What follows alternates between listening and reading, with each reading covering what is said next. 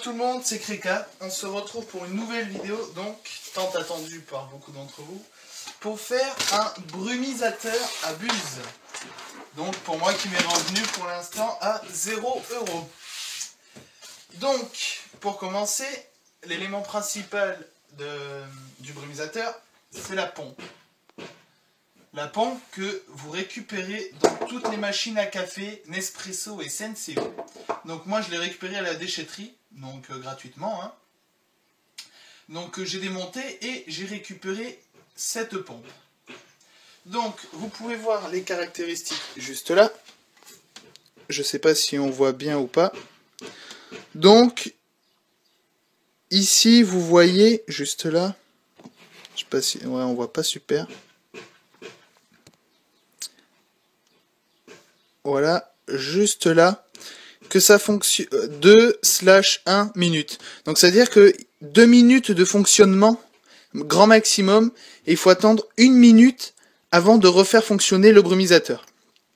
Donc fonctionne en 230 volts, 50 Hz, donc 22 watts, donc c'est pas une grosse consommation, c'est moins qu'une lampe, surtout que ça fonctionne pas tout le temps. Donc pour cela, il vous faut des tuyaux. Donc des tuyaux du bon diamètre. Alors, moi, oh là là, il y a encore de l'eau dedans. Super. Donc voilà, donc moi c'est des tuyaux que j'ai récupérés au lycée. Donc comme je suis en sciences de l'ingénieur, mon prof de méca me les a filés. Donc ils sont du bon diamètre. Hop. Et voilà, il faut qu'ils se mettent un peu difficilement hein, pour qu'ils bloquent bien. Donc en voilà un. Voilà le deuxième. Donc surtout prévoyez assez de longueur, hein, si jamais votre récipient est assez loin ou vous voulez, enfin prévoyez la longueur, on ne sait jamais. Et donc pour finir, alors ici mettez des colliers Colson, des Rizlan, je sais pas trop comment ça s'appelle, pour bien maintenir. Moi je vais mettre, c'est ce que je vais mettre, mais je les ai pas sous la main, alors je les mettrai tout à l'heure. Donc voilà, donc ça c'est l'élément principal. Donc par ici. Donc ça c'est dans l'eau. Donc la pompe va aspirer et va renvoyer de l'autre côté. Donc la majorité des pompes à café donc, sont en 15 bars. Celle-là je crois pas que c'est 15 bars, je crois que c'est un peu moins. Mais moi vu que c'est pour mon flexarium, pour mon caméléon, je vais faire une seule buse. Donc pour la puissance que c'est, ça suffit amplement. Après, hein, pour celles qui font 15 bars, vous pouvez rajouter jusqu'à 4 buses sans problème. Après, il faut acheter des Y, des T pour pouvoir rajouter du câble. Donc, ma buse, juste là, récupérée donc au boulot de mon père, donc comme qui travaille dans un château viticole, il a récupéré ça, qui va sur des machines. Donc, hein, elle était toute neuve, donc jamais utilisée, donc c'est super. Donc, pour cela... ça fait vraiment une pluie fine. Donc, hop, je l'ouvre. Je le mets à la sortie de ma pompe. Hop.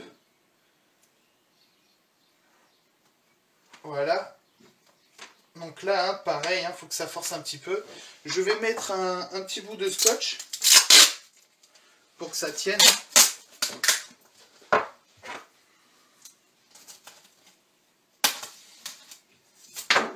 Hop. Donc l'idéal, hein, c'est de mettre du Chesterton, hein, c'est ce qui marche le mieux, ce qui tient vraiment bien et qu'on utilise, vous savez, les électriciens utilisent.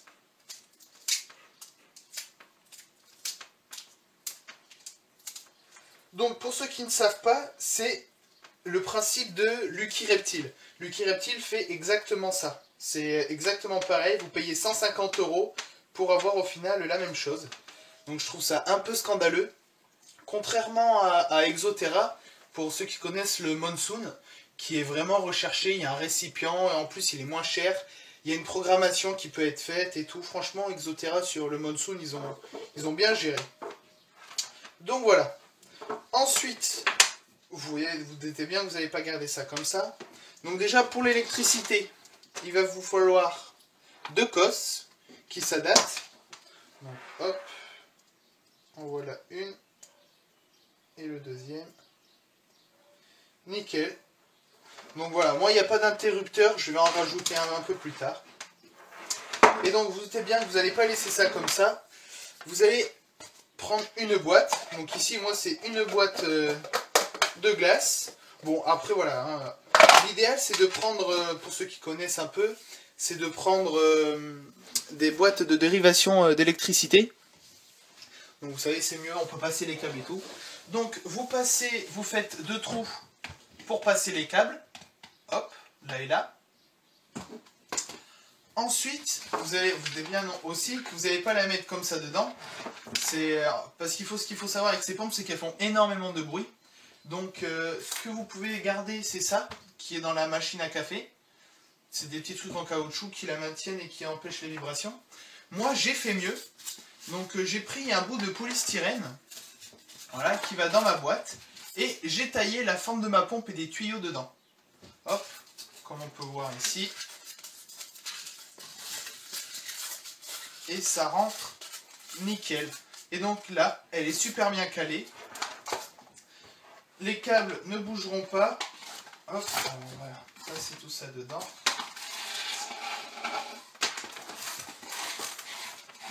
Hop. Ah ah, super. Évidemment, j'ai pas réfléchi. Il va falloir que je défasse ça pour passer le tube. Et mince. Alors, super. Et voilà. Vous voyez, quand on est trop pressé. En plus, je trouve pas le bout, ça y est. Hop.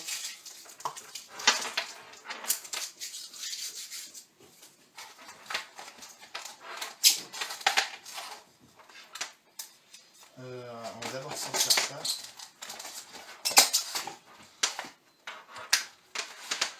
Donc voilà, donc moi pour l'instant, tout m'est revenu gratuitement. La pièce principale, hein, c'est la pompe. Une fois que vous l'avez trouvée, on peut dire que votre brumisateur est fait. Ça et la buse. La buse, après, vous pouvez prendre aussi les buses qu'il y a au bout des désherbants. Vous savez, les machines pchit pour désherber là. Ça c'est nickel aussi. Hop, rebout de scotch.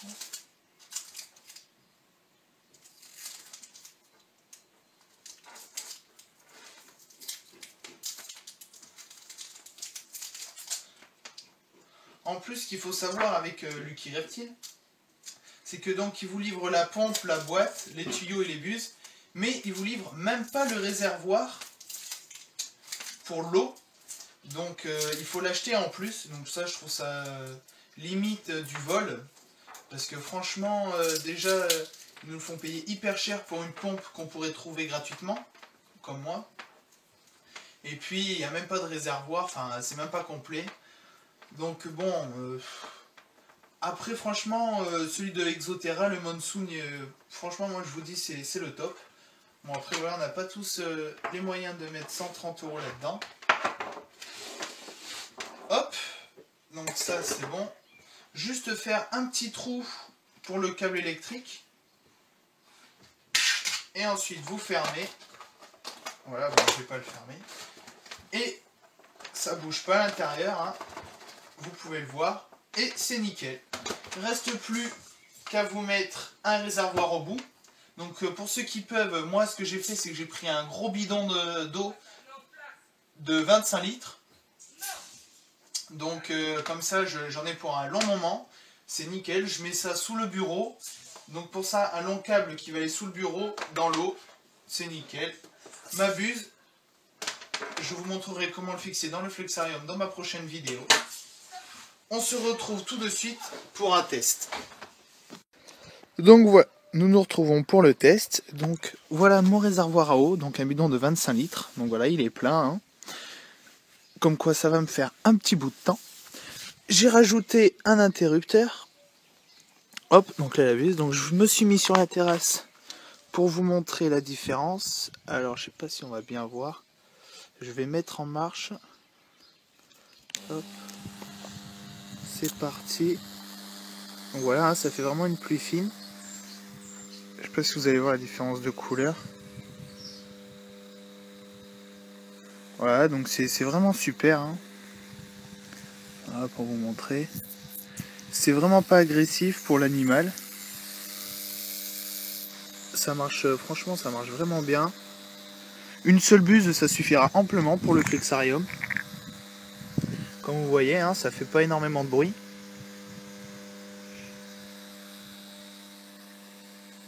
Et donc voilà.